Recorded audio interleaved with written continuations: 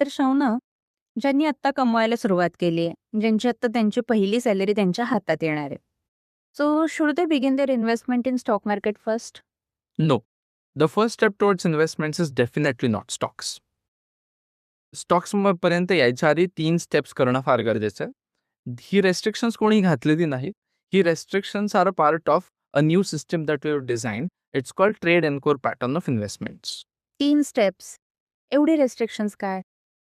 ही restrictions यासाठी आहेत की समजा मी इन्व्हेस्टमेंट म्हणजे किल्ला असं धरलं, तर किल्ल्याची पहिली गरज ही तटबंदी तयार असणं ही आहे. कारण शत्रूपासून पहिलं रक्षण ही तटबंदी घालते.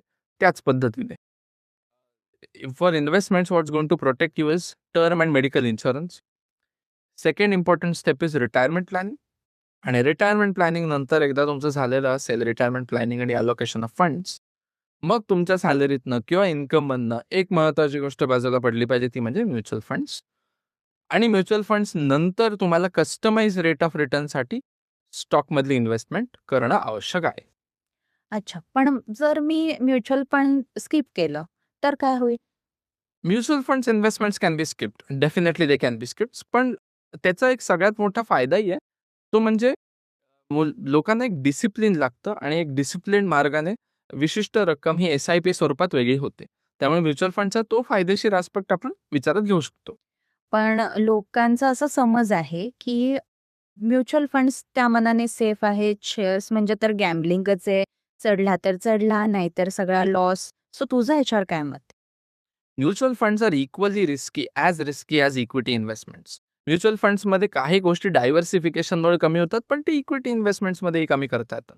त्यामुळे equity mutual funds and equity investments, stock market investments are as risky as each other. त्यामुळे त्यांना रिस्क स्वरूपात वेगळं करण्याची गरज नाही. हा, काही स्वरूपातले डेट म्युच्युअल फंड्स आणि त्या संदर्भातले इन्व्हेस्टमेंट्स ही निश्चितच कमी रिस्की ठरू शकतात.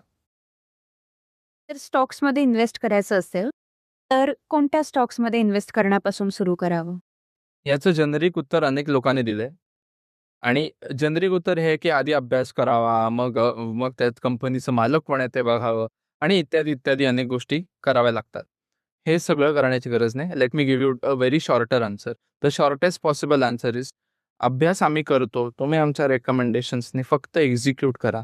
Just log in to tradeandco.com.